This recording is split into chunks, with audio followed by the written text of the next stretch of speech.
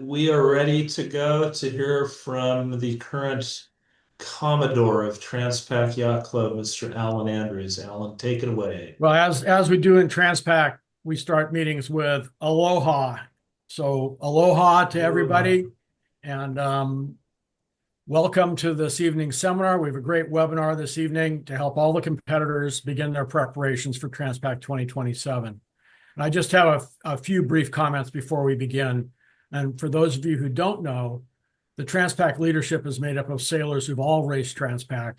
We're all sailors and racers. 11 of our directors raced the 2025 Transpac.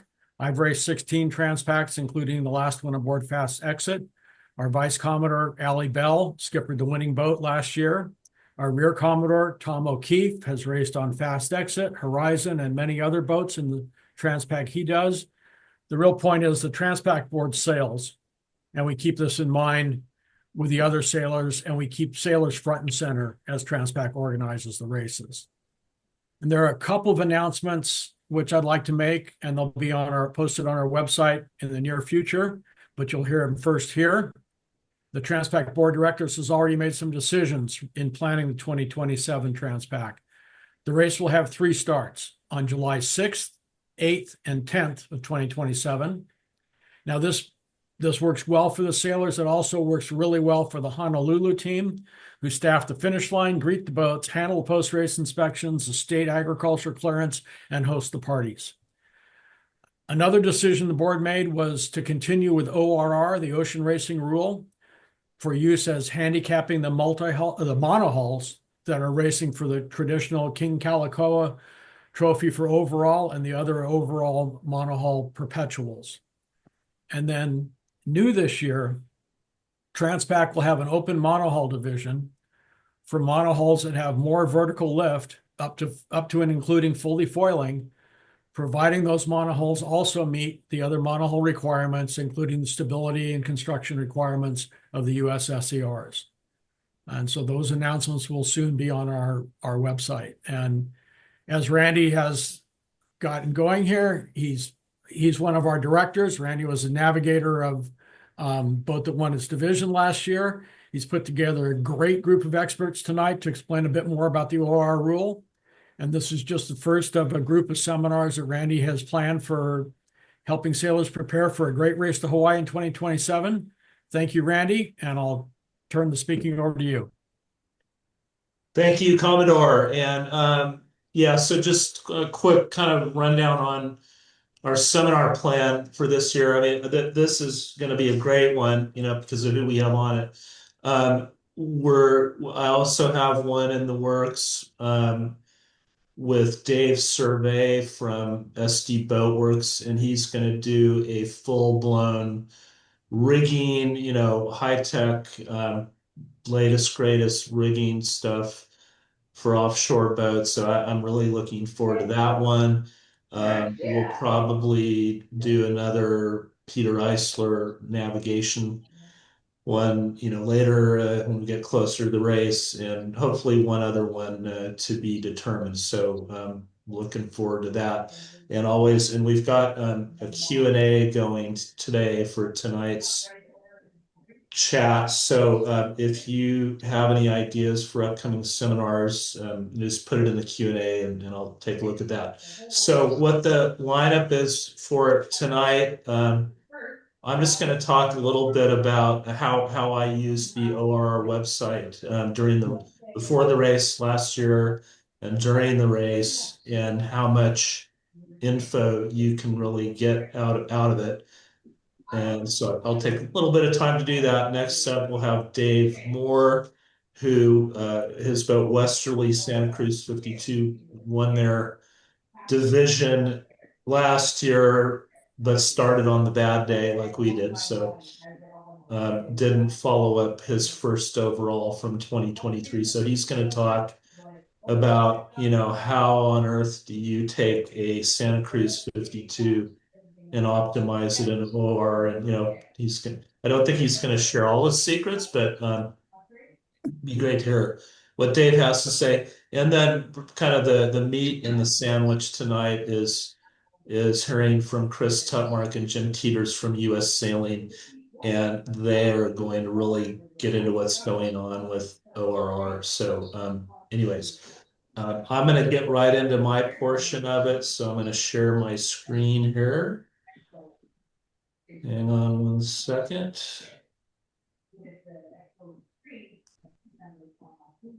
Okay, so hopefully everybody's looking at the ORR valid certificate list. And if you just Google ORR rating rule, it's very easy to find on the internet. It's on the US Sailing. So when navigating, getting ready for the race, uh, how can you Hey, use this? Randy, So we don't see your screen. you don't see my screen. That's no good. Uh, Let me try again.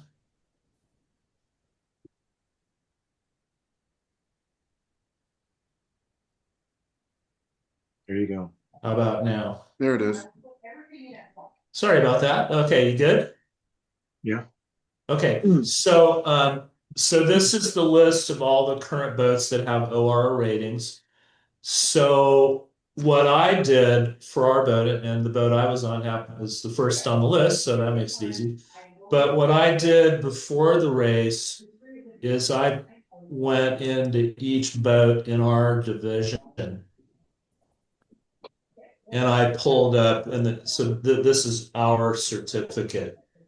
And what I wanted to know, because our boat, we sailed with in our division a lot of boats that sailed much tighter angles when they were VMG running, like 15 or 20 degrees difference in true wind angle.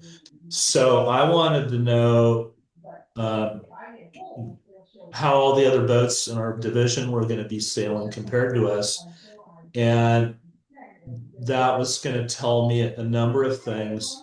So once we got to VMG running conditions, I could look at them on yellow brick and see what their heading was and see how fast they were going.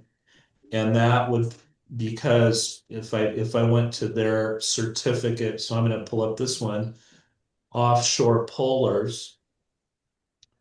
So down here where it says that last year we were doing a lot of sailing in 12 knots of breeze. So for our boat, we were sailing at 152 true wind angle in 12 knots of breeze, and we were supposed to be doing 8 knots.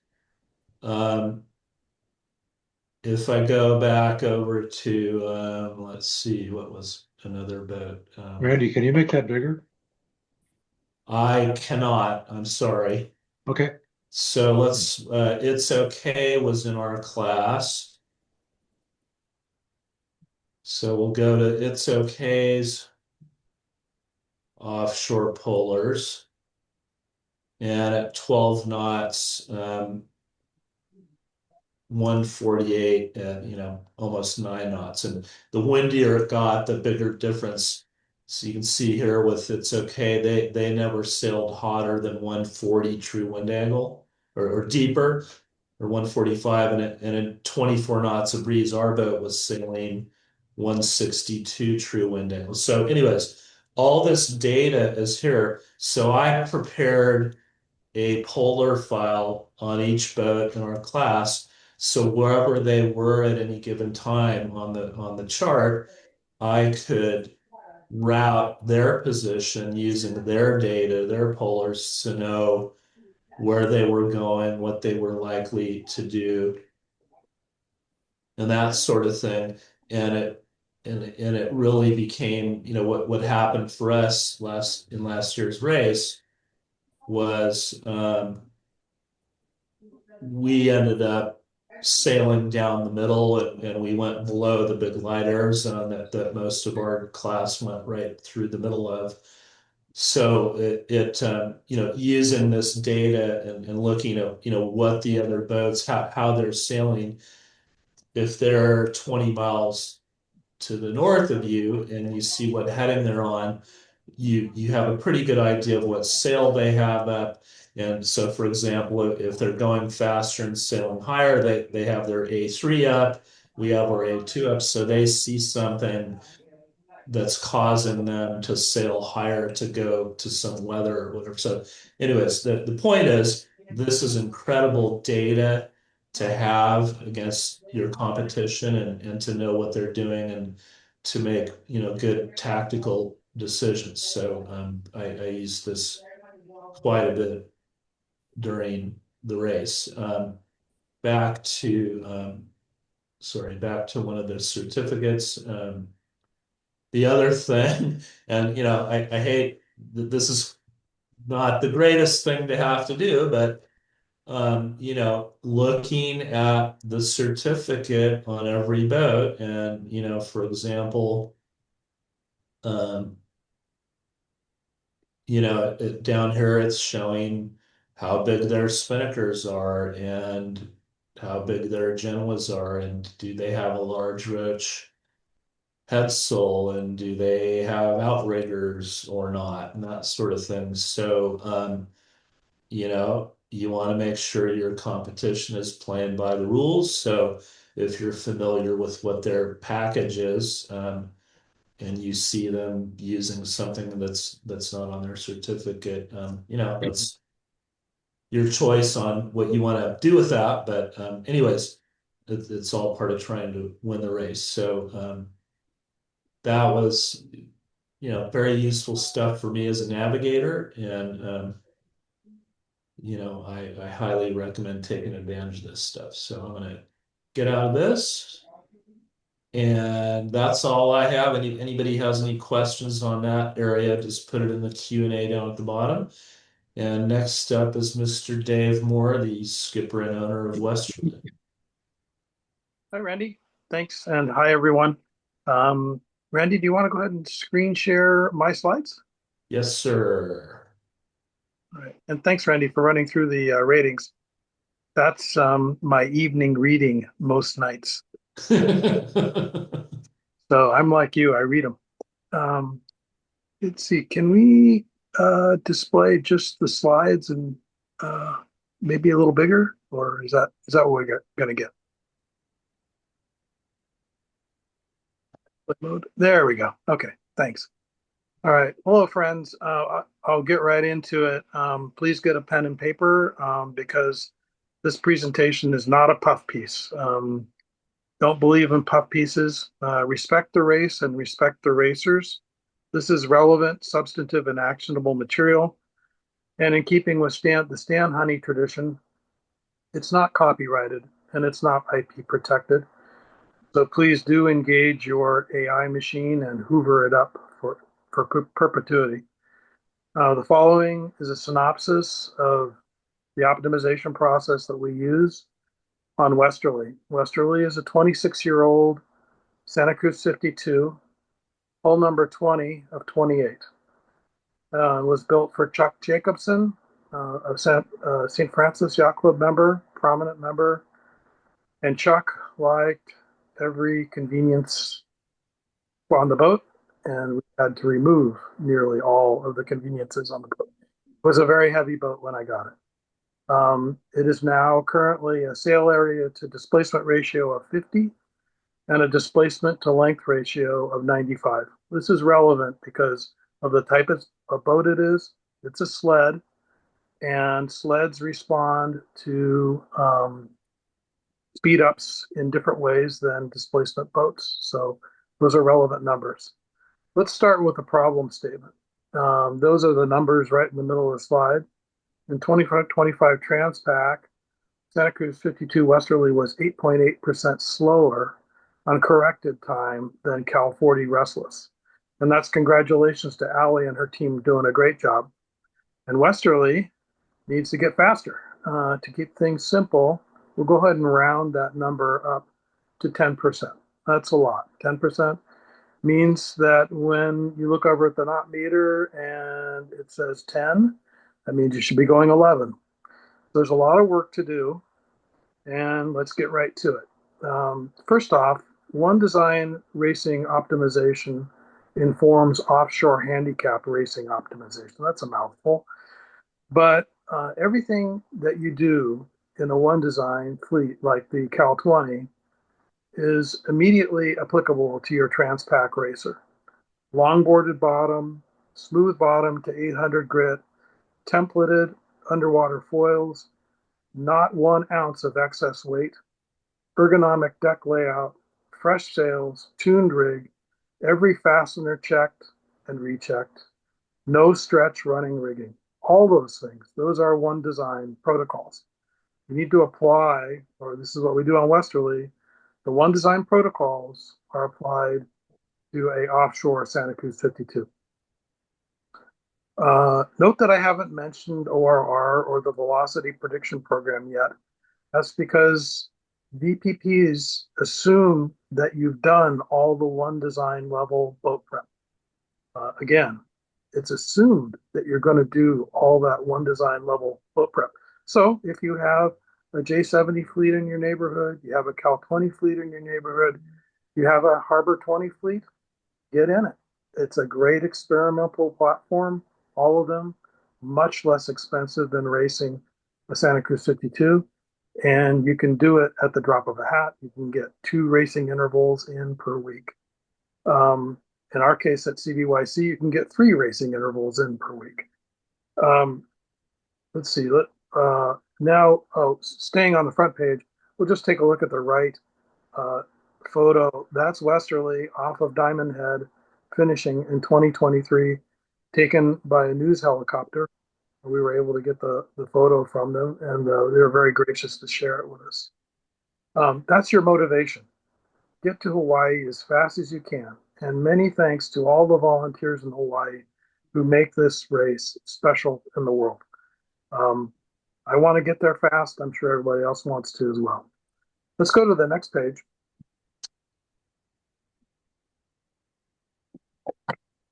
On this page, you'll see a simplified decision flow diagram. On the far right of the diagram is implement in a green box, and that means do it. On the bottom is do not implement, meaning don't do it or keep it in reserve. We're going to follow the flow diagram traces to optimize our speed increases.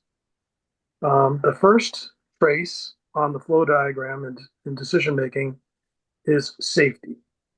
Now everybody's in the audience saying, Dave, what does safety have to do with speed? It has a lot to do with speed. Safety is fast.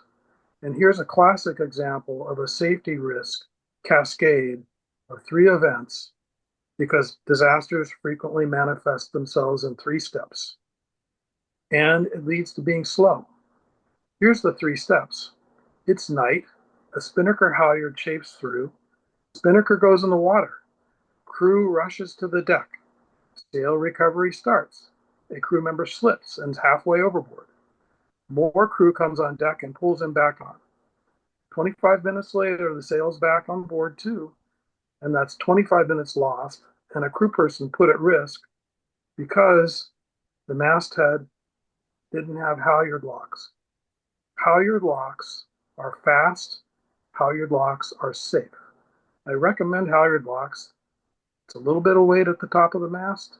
You'll get a little bit of rating relief because your center of gravity, your rig goes up, but you're not going to dump a sail in the water in the middle of the night if your halyard locks are working properly. Chafed halyards are very common during Transpac. Before we did halyard locks, we would check our halyards daily, and we'd rotate halyards every 24 hours.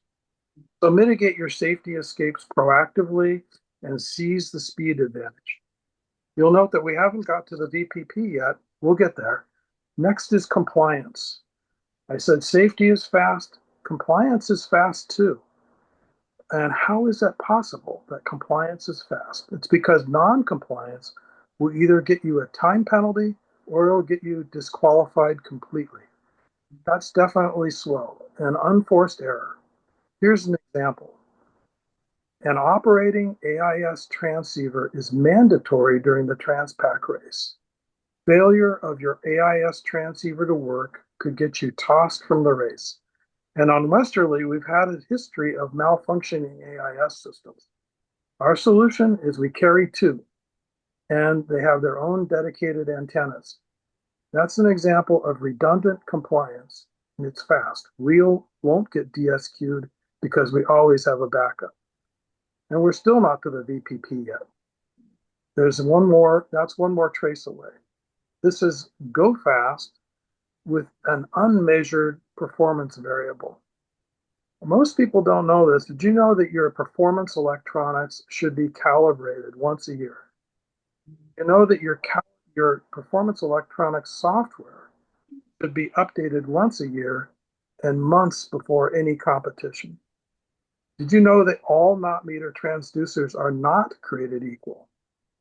Now, here's my shameless plug for my friend. If you want clean, consistent data, you need the Signet Blue Top Speed transducer. You get two and you wire them in, wire one as a spare. The VPP assumes you've done all of this work and more.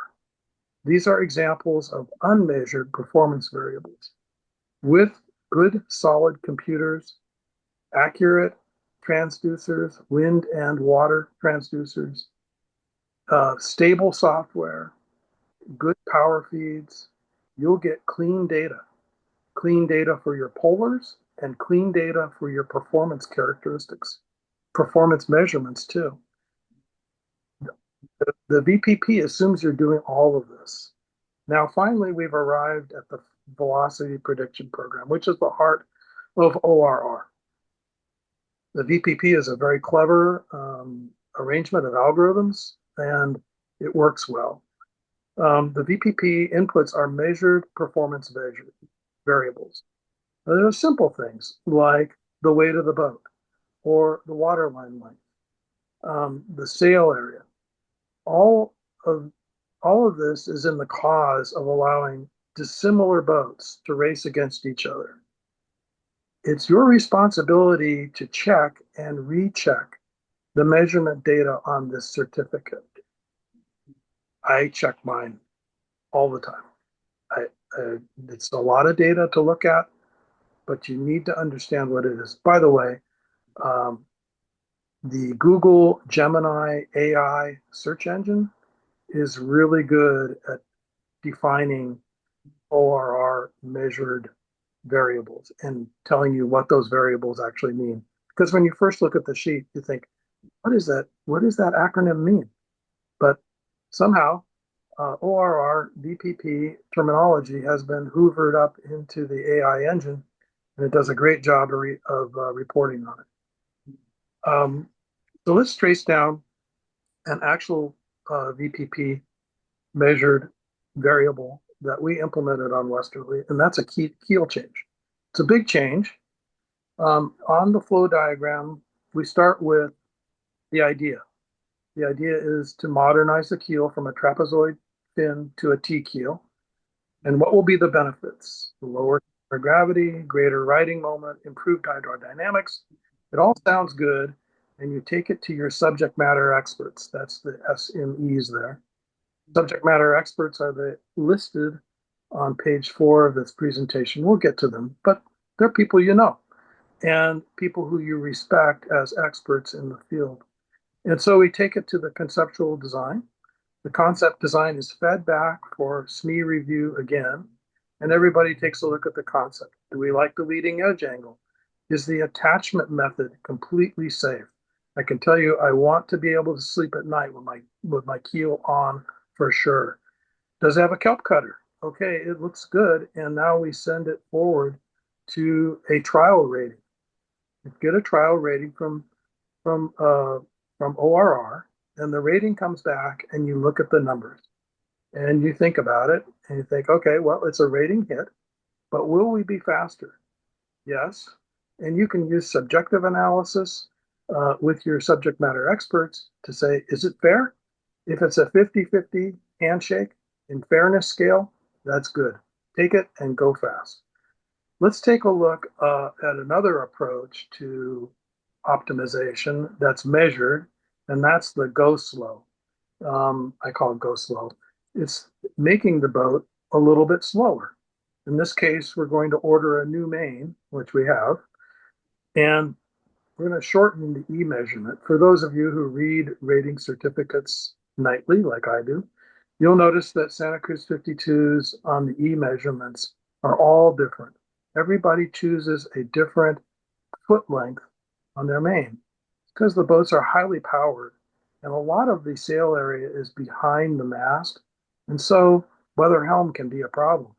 So you'll see that there's a lot of different foot lengths between Westerly and Triumph and all the other Heroic Heart, all the other 52s. Everybody's looking for the magic foot length. And so ours got shorter, but when you think about it, is it going to really affect the boat speed? I don't think so. And while we were at it, we took a little bit off the hoist too, the P measurement. So maybe in some situations we might be marginally slower, but the rating give back is good. And so we took it. The last thing I wanted to mention while we're on the flow chart is you'll use your subject matter experts and you'll do your concepts and you'll do your trial ratings. But at the end of the day, there's a qualitative assessment on the far right. The qualitative assessment is where the owner reaches out and puts his finger on the scale and says, you know what? Even though all the data says it's not a good idea, I still want to do it. That could be like a square top main. That's really, really would turbo up a Santa Cruz 52. None of the numbers indicate that it's a good idea, at least that I know of, but it would make the boat fast, and fast is fun. So that's a potential, sometimes you have to intervene and say, fast is fun, let's just do it. Let's go on to the next page. We talked about the importance of crew training and how do I implement all these improving techniques? Well, step number one is get your crew trained. In Formula One, the athletes, the drivers, are strictly limited on track time. So you can imagine how happy Lewis Hamilton would be if he had unlimited track time. And so in our sport, we do have unlimited track time. It's regattas, it's practice, it's getting your crew work flawless, all of which the VPP assumes is you're going to do. Here's a couple of races that I recommend, and you can base yourself out of CBYC. And this is extremely convenient to people who are in Southern California. The Long Beach Yacht Club has the Catalina Island series, which features a lot of maneuvering and some straight line runs, and there's sprints between the mainland and Catalina. The series begins on May 16th. Highly recommended. We've done it multiple times with Westerly. The Around Catalina race, we have added a qualifier 175 course this year. If you look closely at the graphic in the lower left-hand corner, you can see that the course for qualifier 175 is a very close replica of the first day of Transpac. That's intentional. You get all the wind speeds, all the wind angles, and most of the wave states that you'll experience on day one of Transpac. Then you turn down, run downwind, and then come back in on a reach to replicate Transpac experience. For fast boats like Good Energy, they could probably do this course twice in 48 hours. The last thing I want to mention is that if you're starting from ground zero, do get in touch with Wayne Zattel at J-World. J-World runs Hula Girl, a Santa Cruz 50. They have immersive multi-day programs that take you out. That's how I got my start in Transpac. Forever grateful to Wayne for the experience on Hula Girl. The last page in the presentation is our resource list. This is Westerly's resource list, and you're welcome to access it. Study references. This is the most important business management and management book that I've ever read, called The Minding Organization by Rubenstein and Furstenberg, published first in 1999. This was mandatory reading at Hughes Aircraft, and um, it influenced the future of the company. It influenced my future too, because I could visualize. It taught us how to visualize the future. And visualization is a common term now, but in 1999 it was new. And how to, in a disciplined manner, plot out the steps to achieve your goals. Transpac Race Tactics Strategy and Weather presentation by Stan Honey in May 2021. That's on YouTube. I watch it every couple months. I turn it on, watch it again and again and again. That is a masterful presentation. Here's your resources. Westerly stays at Windward Yacht Center. Those guys do great work for us. Signet will get you a great transducer for your water, a water speed to the water sales. Kevin Miller does a great job. Of course, Greg Stewart is our SME for analyzing design changes. Peter King and Jim Kelly do our electronics. Alan Lindsay and Michael Blunt do our rigging. Doug Grant and Mark Schutz do our special metal fab. Brad Fitzgerald, everybody knows Brad is the best at carbon fiber structures. Rufus Schoberg is boat repairs, and Nacho Cerna, he implemented our entire keel modification. Offshore Spars built our outrigger. Stephen Natbig runs the whole program. And Dave Surveus, I apologize for not mentioning SD Boatworks for running rigging. So with that, I'll take questions if there are any.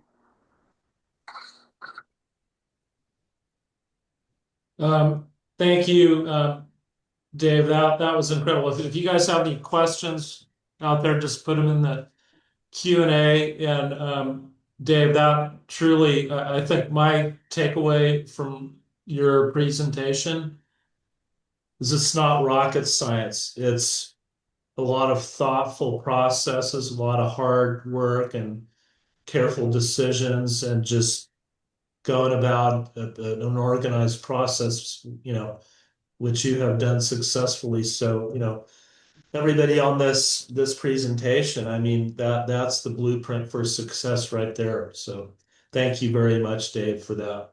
You're welcome. Thank you, Randy. Okay, Mr. Tutmark, you're up, although he goes by Randy Smith here, but Chris Tutmark with US Sailing, the floor is yours. Thank you very much, Randy. And yeah, so I'm Chris Tutmark, and Jim Teeters and myself make up the U.S. Sailing Offshore Office. So we are, Jim does primarily ORR. I take care of mostly ORC, but we help each other out. We're a team. We do a team effort. So, but that's So what I want to kind of touch on real quick is mostly talking about what Dave, all the things that Dave talked about. Although sorry, I just got to flip screens here. There we go. So our primary objective is to, get all the boats accurately rated, and we want to make it comprehensive, but not overly complicated. We want to make what we're getting from the boats logical, and we want it to be fair. So that is, at the end of the day, what I think we all want. We want it, you as sailors want to go out and be able to feel like your boat is rated fairly for how it's configured, and that the same applies to your competitors. So we see this as a continued process to improve, and it's as technology improves, as boats change, it's going to continue to improve. And so we do a lot of work in the off season, which is getting shorter and shorter every year. It used to be that people didn't race too much in the winter. Now, we've got people racing pretty much all year long. So we still do a lot of work with that, and looking at ways to improve the rules, improve how we handle the data, what we do with the data, and then how we communicate with the boat owners and boat captains and all of that. So, we work with a lot of different groups so let me digress real quick. Which slide can you guys see? Can you see the who we work with slide? Or which slide? Okay. Objectives. There we go. Objectives. There you go. There we go. Okay. I'm working with a couple screens. I just want to make sure the right one, I'm clicking on the correct one. So We're back on objectives. There we you go. That's good. Now Yep. you got So yep. So we work with a lot of groups. Most of you are the group over on the right, but over on the left, we've got another kind of set of constituents and shareholders and stakeholders. So we want to make sure we're working with everybody to get the rule, and the data and the ratings as transparent, as transparent and also as fair as we can. So, this just talks about how is, where we get our data. So like all the things that Dave talked about in his presentation, the boat changes, how the boat is configured, and he hit it absolutely nail on the head with how, the rule assumes essentially your boat is, if perfect is attainable, then it is perfect. So smooth bottom, the running rigging isn't, a piece of shot cord, all of those things. The rule assumes that your boat is prepared at a very, very high level. So we then need to find out but we also need to find out how the boat is configured, the rig dimensions, how much the mast, what the stability of the boat is, all of these things, the sizes of your sails, in some cases, which sails, in case of like an LRH or a narrow spinnaker, those are specialty sails that the ORR rule requires to be declared. So we have a group that we work with. We get some data will come from a boat owner, some data will come from a measurer, and some data we'll get from sailmakers who will be this either building or recutting or just measuring the sails. So we have a number of things that come in to us, and then we put that all together and we look at we produce a rating. One of the things that kind of I want to talk about really, really, really quick is when boats change, because they do change. And people, again, kind of to piggyback on what Dave said, talking about his new keel, or, in fact, I sailed on that boat when it was a lure, so I can attest to how heavy it was. So, but when a boat changes, we need to know about those changes. And, that's always a challenge. And the best advice I can give you all is, if you have any doubt, get a hold of us. Don't assume that this is no big deal. It's not, it's not a big enough change. Again, it can cause all sorts of problems down the road if something is changed that maybe you and your team didn't feel like was a big deal, but it was meaningful for the rating. And so it just avoids hurt feelings and all of the things that go along with that can be really bad.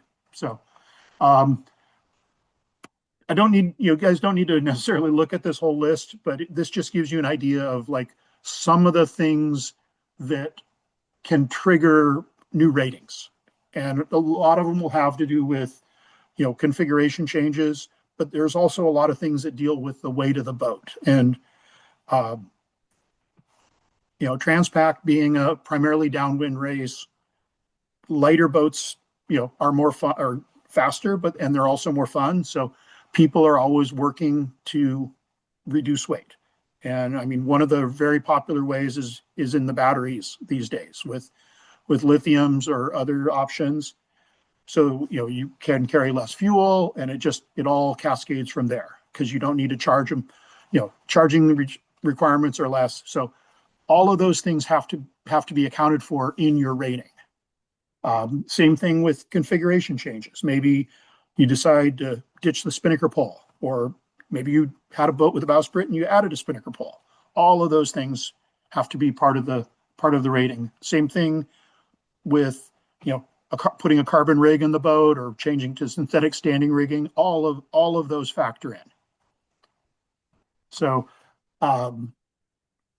we have on the US Sailing ORR page, we have forms that you can click on where these things can be declared. And from those, we can work with you, the boat owners or boat captains. And if we need to get a measurer involved, we also can get a measurer involved and to capture the measurements for those changes. That's what we all want to do. And so one of the other things, and again, Dave mentioned this, was outriggers. So, excuse me, that's one of the things that is, Transpac does allow, and is, a lot of boats feel that that's beneficial to them. Some boat, so we need to know about those things. And one of the things Jim and I are working on with ORR is to do a visual reorganization of the ORR certificate to put some of these important items that are, becoming more and more common, to just make them more prominent on the certificate. So that the hope is that it will reduce the chance that they will be missed on a certificate. So we can, make sure that there are not mistakes when certificates are issued. I applaud you guys, everyone who's talked about you looking at your own certificate very closely, and also looking at your competitors. Because I think, what Randy talked about with, using your competitors, their certificate to track their performance and performance envelope, that's smart sailing. That's really a good idea. So, but knowing how the boats will be sailed is a big part of that. And this just kind of reiterates what I just said. What sort of things you need to look at when you're looking at your own certificate, making sure, Jim and I, we strive to be perfect, but we are human. So we want to make sure, but we try to minimize the mistakes and minimize the opportunity for mistakes. And we've got some good systems in place now. But things do happen. Occasionally we'll get sail measurements from sailmakers where numbers are transposed. It happens. Or, a 6, what looked like a 6 is actually an 8. Things like that. It's not anyone doing anything, sneaky. It's mistakes happen. So catching those early is always better for everybody. So, and that really is all I have to talk about. So, happy to take any questions. If there's any in the chat, or I will hand it back to Randy. Chris, that was excellent. Yeah, I think you answered a lot of questions for everyone, and we, as competitors, we certainly all appreciate what you guys are doing and the effort that you have to put in. So I've had a few questions come in to the Q&A. I'm going to save those to the end. There's nothing too major. So with that, we'll move on to Mr. Teeters, Jim Teeters, also with US Sailing. Jim, great to have you. Looking forward to hearing what you have to say. Thank you, Randy. So you can hear me very well? Yep, great. Okay. First of all, I would like to thank the Transpac folks for arranging for this webinar on a Tuesday night. You are sparing me from some political theater that I'm happy to avoid. I would like to thank Chris for really setting a really good explanation of what we do. It's very cogent and right on target. So let me share. I can do that.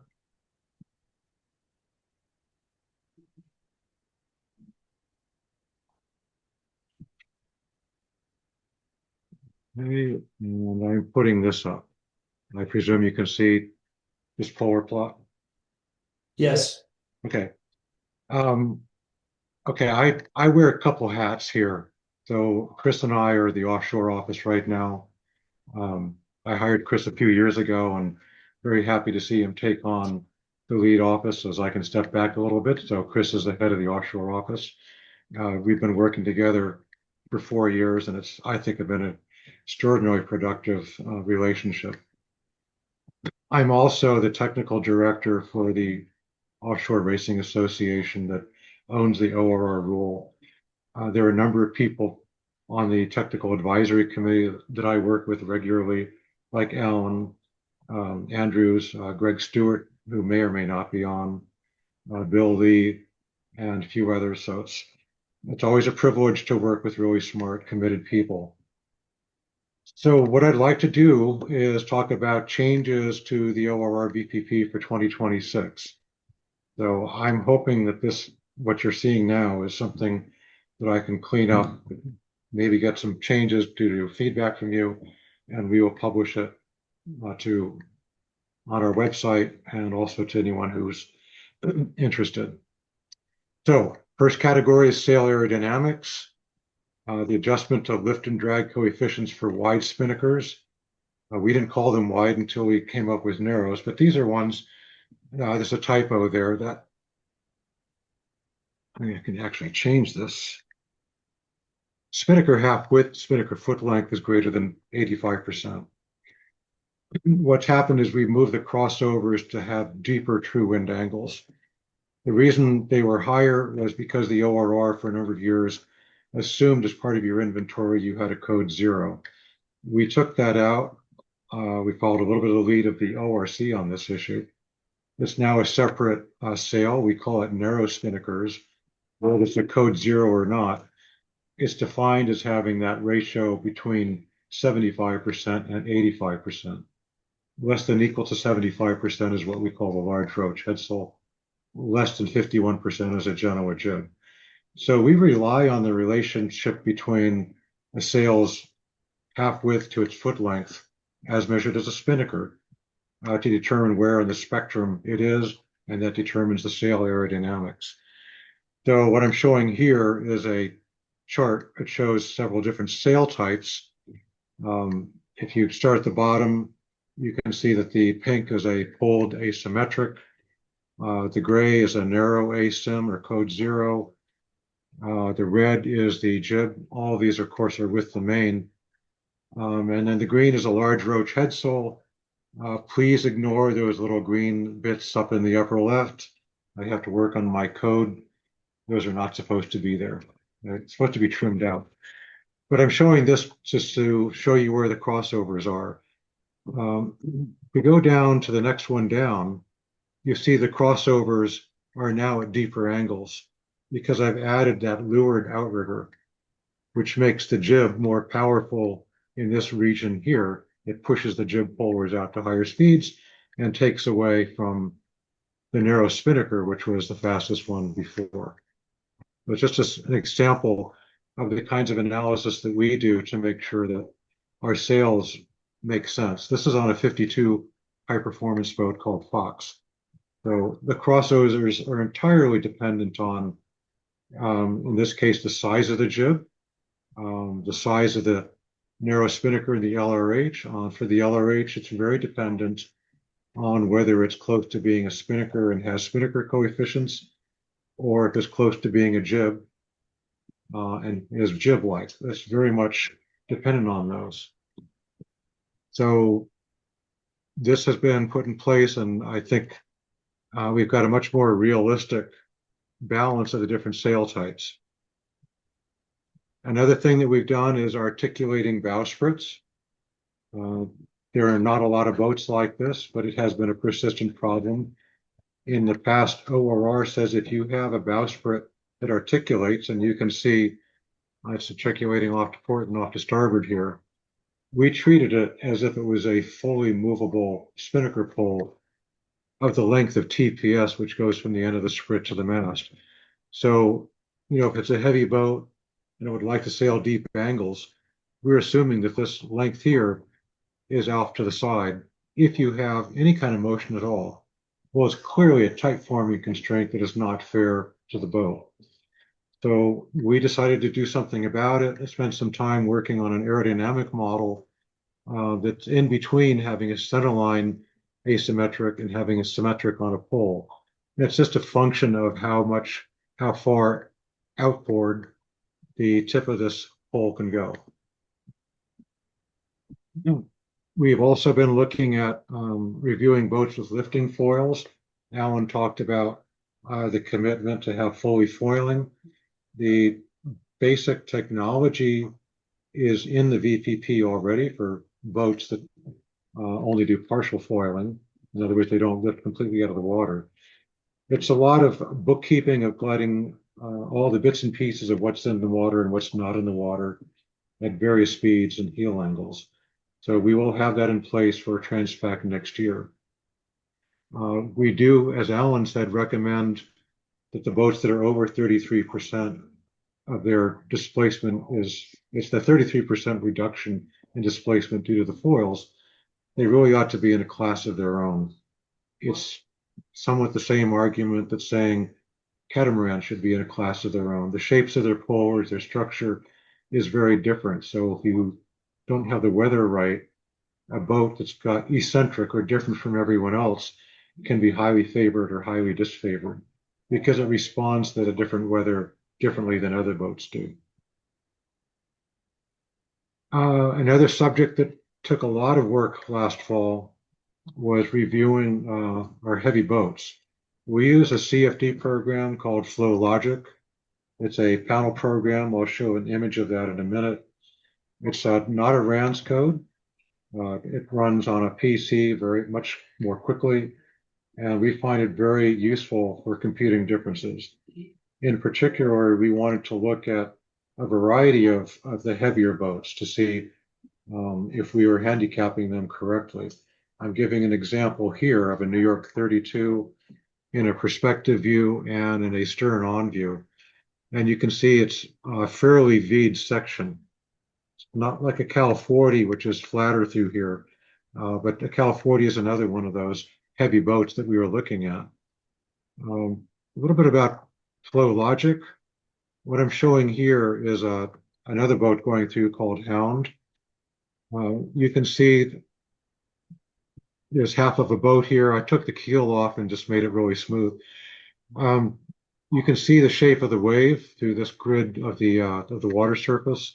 The energy that goes into creation of waves, we call it residuary resistance or wave drag. It is probably the most difficult part of a VPP to get right. The hydrodynamic model is predicting that aspect of drag. It's pretty good on getting wetted area and friction drag, or the induced drag that comes from generating lift. So deeper keels have less induced drag. However, wave drag is a problem. I mean, all rules have done this. Have had to treat with this. For ORR, we keep things really simple. And if you as a designer can build a better mousetrap in the shape of the hull, then you're going to get a rating, an unwarranted or unmeasured rating benefit. The rule wants to encourage fast boats. We are tied to a tank test database of 26-foot models. What you use FlowLogic for is to look at different kinds of boats, look at the differences between them, the deltas, and we will attach those deltas to the boats that we have tank tested. Most of our boats were tank tested in Canada, which has one of the most high quality dynamometers in the world. It was developed for America's testing, and it was just a super program they provided for us up there. The next area of by the way, we did modify the assessment of wave making drag for narrow boats. Not a big change, but it was a significant one, which I think is going to be well received by the public. Modifications to dynamic length. Rated length is a key parameter in predicting the speed of a yacht, particularly in relation to wave drag, which I just mentioned. For a given displacement, the longer the boat, the less wave drag you have. Or the more displacement you have for a given length, the more wave drag you have. So we all spend a lot of time trying to figure out what the effective sailing length is. So this also includes overhangs. As you would expect, overhangs are not in the water and not a factor at low boat speeds, but as in this image here, they are in the water. They're impacting the wave formation at high boat speeds. So we've been working on having a variable length. So it's just like the waterline length at low speeds, but it factors in the overhangs at higher boat speeds. We have an effective crew weight at high wind, downwind sailing. We know that many boats move their crew aft. Keeping the bow up makes the boat faster. So ORR does this very carefully. The calibration is based on tank testing of changes in trim at high speeds upright. So I think it's a big plus for the rule that it does this. New for this year is inclusion of 4 and 14 knots. These are, Chris showed you, or maybe it was one of the other guys showed a certificate that the table showed the 4 and 14 knots that are in there for 2026. Some of this came from a request from ORR Easy, but for our purposes for ORR, putting in the 14 knots, I think is really important. There are a number of boats that seem to take off with 14 knots downwind and start planing. That 14 knots is now in the expedition files that we create, which goes into FTCF scoring. So that scoring will pick up the performance of 14 knots, the boats that start doing things there before other boats do. Something we introduced last year, but I want to mention it again, is that we print polars both with and without dynamic allowance. Dynamic allowance is a credit given to boats that are not nimble and get punished in boat-to-boat interactions, such as tacking and ability to point. We all know who can really smoke the other guy coming off the start line and who gets hurt. We're all familiar with boats that have to reach off to get clear air. The essence of dynamic allowance is to help those kinds of boats when you do have interactions between boats. Well, offshore races are scored with little to no dynamic allowance because the interactions between boats are minimal. There's been recent discussions on old age allowance, so I thought I would just put into our little blurb here. ORR gives 0.6% after 20 years. Boat that's 500 seconds a mile, that's 3 seconds a mile. So for 20 years, you can gain 1 tick on a PHRF scaling pro. So it's a relatively small adjustment. In part, it's that small because we found there are a lot of sleds that were built over 20 years ago that really don't deserve much in the way of a dynamic allowance or credit. So the old age allowance is very small. Chris talked about the changes to the certificate. So this is not up and running. I expect it to be by the end of the week. There's a slightly different version of what you saw. Chris was talking about this box right here. Is that big enough to be legible? I'm just going to blow it up a little bit. So we'll just take a look at the this part of the screen. All this stuff up here is the same diagram. We went over this earlier in tonight's presentation, but this is the box that I want to talk about right now. We're calling it critical configuration items. So here's the rated crew of 1530, the base crew of 1530. That's because this particular boat chose to go with base crew. For you that do the Transpac, you are always rated with base crew. So you should make sure on your Transpac race, this number is the same as this number. If it's not, get in touch with Chris or me right away, and we will do an amended certificate for you with the requirement the Transpac has for you. Other critical items are the limit of positive stability, the stability index. This is a number that goes into the requirement to participate in many offshore races. So you really need to be aware of what your requirements are and whether this is meeting it. 115 is a typical number for the offshore ocean races. Inshore, it can be smaller than that. Other key elements are asymmetric spinnaker. Do you have one? Yes. Where's the tack? Is it on center line, as on this boat here, or is it on a pole, or is it on both? If you've got an asim tacked on center line and either a sim or an asim tacked on a movable pole. We want this out in front here where you'll see it right away. We don't want it buried in here with all the sail dimensions down in here or the rig dimensions, very prominently displayed. Do you have that narrow asim, which some people call a code 0?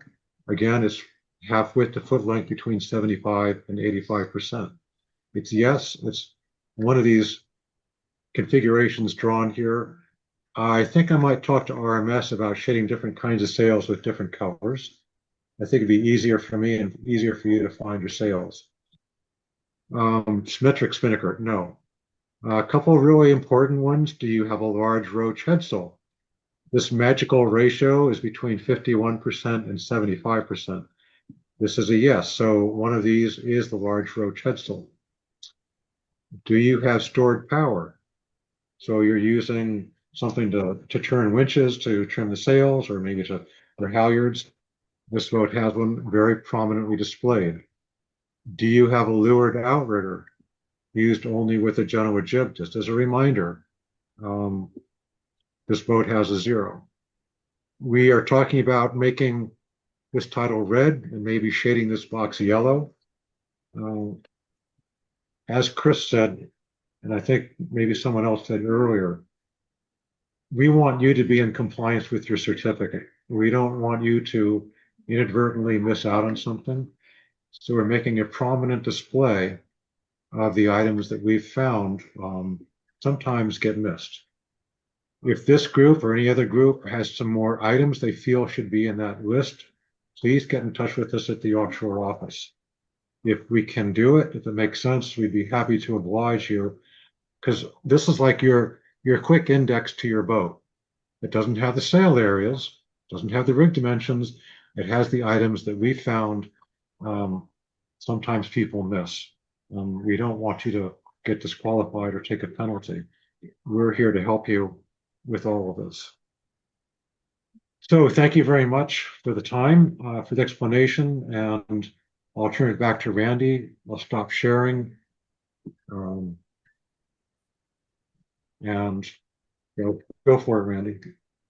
Fantastic. Jim, that was great, but both you and Chris, very helpful. I don't know if this might be the first one of these in the history of the world to have you two talking shop on Zoom with all the competitors. So thanks truly to both of you for doing this.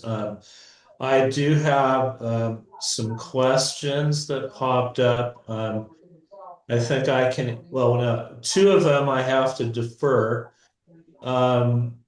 So let's see here.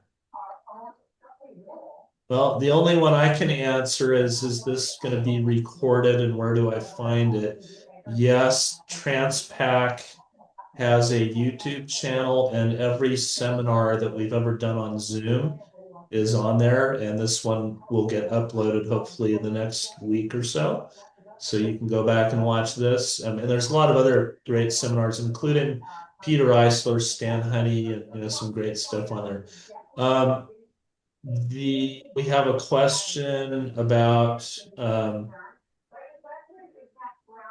are we intending to use FTCF coming up in the future? And I'm going to have our Commodore address that one. Alan? So this is a good question, and this is an area that Transpac's technical committee is actively reviewing. The chair of the technical committee, Brad Wheeler, has worked with Jim Teeters on rerunning several things with different forecasts and things like that. And that the technical committee is still going through the results of things, and they have not yet made a report to the board. Actually, they made a report to the board that they're working on it. And so they will be making a report to the board soon, and the board will consider it and will decide it, and it'll be published shortly after the board makes a decision. Thank you, Alan. The next one, I'm gonna give you the off the cuff answer, but it's directed to Dave Moore, so he might come up with a different answer. But the question is, Dave, how much did your new keel cost? And my answer is, if you have to ask, you cannot afford it, but perhaps, Dave, you have a better answer. It's a lot. It's a lot. Good answer. So the actual keel, not that much. I mean, you can buy a pretty nice car. But yeah, it's a lot of money. The most important thing with the keel thing is to do it right, and make sure that you're safe. Don't be bolting something to your boat that isn't fully engineered. Really double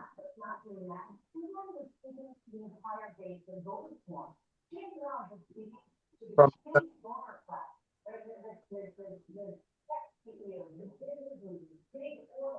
and we, Sorry, Dave, you're fading out. We haven't heard the last. oh, sorry. You just can't do it on the cheap. Can you hear me? Yeah. Yes. Now we can. Yeah, sorry. You just have to do it right. You have to do the engineering, spend the money so you're safe and your crew is safe. Good. Great answer. Great advice. Okay. The last one is for Chris and Jim. Can you talk about what boat owners can do to help U.S. Sailing issue a first-time rating certificate as quickly as possible? Are there any common pitfalls that applicants for new certs fall into which cause delays in the certificate issuance?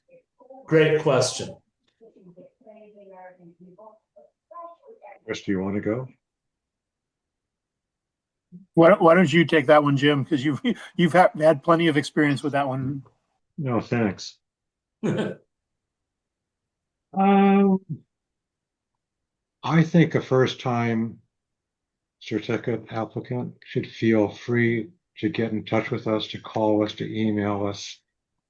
Yes, there's a process. We've come up with an application, a jot form that has a lot of information in it, guide you through filling things out. I think maybe it's a little bit too much for those of you who have been around and know what you want to put into the jot form, and you have to wade through all that information. But we've spent a lot of time trying to make things more complete for you, and we use the jot form because we can interface it with an Access database that records the essences of what's in that jot form, so we can organize your fleet. We can do it by boat name. We can do it by when you applied, by when you're racing. Well, you're all racing Transpac, but this year you all have different races. So that jot form is very valuable to us. The more boats we have, the more it saves us looking around. But I think sometimes people don't know whether their boat had a certificate beforehand. If they do know, that would help us. If they haven't raced for 10 years, Chris and I will end up going through historical archives and spreadsheets. We'll look for sale numbers because those don't change usually. The boat name will change, but when we get your application and you say it's new, it's never been rated, well, the first thing I do is go back and see if that's true. So I would say if you're a new boat owner, when you get the boat from whoever you bought it through, please ask for rating history, certificate copies. It also helps you track when the boat was last measured. Transpac has a running 10-year limitation on in-water measurements. So knowing that helps all of us to plan. And if you if you need to get updated on those measurements, you need to plan ahead because it doesn't happen overnight. You guys are fortunate that you live in a warm weather state where you can measure boats all year round in the water, generally speaking. You can't do it where I am. We've got 6 feet or 4 feet of snow here.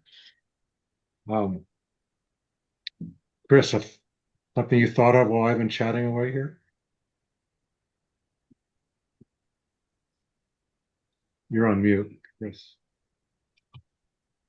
Okay. No, I would agree with Jim. I think like getting a hold of us is key to it.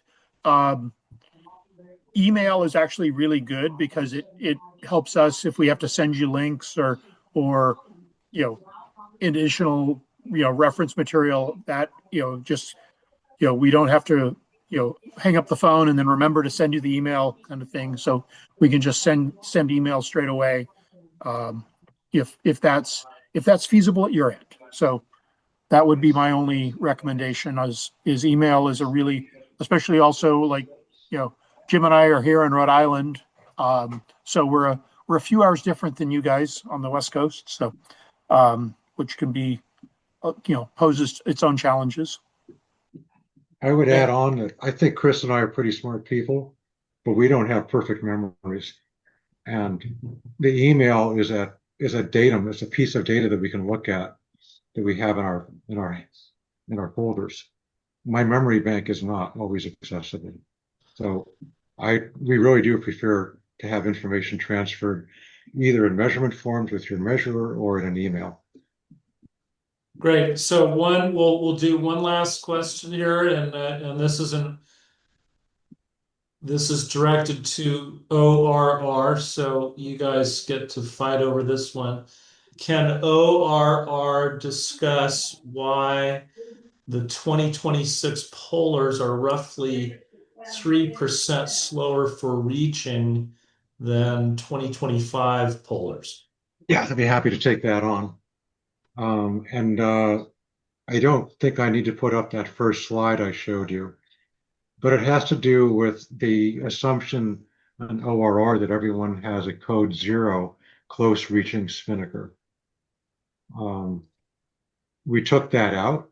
So for a lot of boats, um, that cusp that was filled in between the crossovers between jibs and spinnakers, that cusp is there. The GPH is probably the rating most people look at, general purpose handicap. It is the same as sailing around an island, a circular island. It means equal distances at all wind angles. So there's a good bit of sailing in that cusp region. You'll never see it on a windward leeward because you don't sail at those angles. So a lot of our polars now have a well-defined cusp, and that reaching speed has been reduced, so the GPHs have gone up to being slower. There's also another factor that this aerodynamic model was intended to be for code zeros for sails, but with so many boats now can sail hot angles downwind for optimum angles, VMG downwind, that sometimes those um, close-winded sail coefficients are being applied to sails that are not close-winded. So that was an error that got removed by doing this as well. So again, we are slowing boats down in areas where I think we're probably over predicting speed. So I think all of this has been a really huge improvement to OR handicapping. Thanks so much, Jim. Great answer. So yeah, just for those of you still here, the YouTube link is in the Q&A under answered questions. It's just go into YouTube and type in Transpac Race, and you'll pull up our channel. I just looked there. We have videos dating back to 2023 when I started up this whole seminar thing. So lots of good stuff in there. Gentlemen, panelists this evening, want to thank you all very much for being here. Great show for everyone. Alan, thank you for being here. And, we've got some exciting work ahead as a board. and getting ready for the next race. And all the participants, just want to thank you all for attending, and watch the airwaves for an announcement on our next seminar, which will probably be coming up in a few months. So that's all I have. Everybody have a pleasant evening. Thank you, Randy. Okay.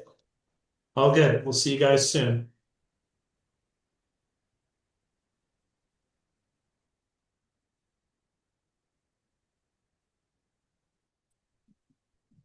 Thank you, Alan, and whoever's there. It's a great session. Thanks, Jim.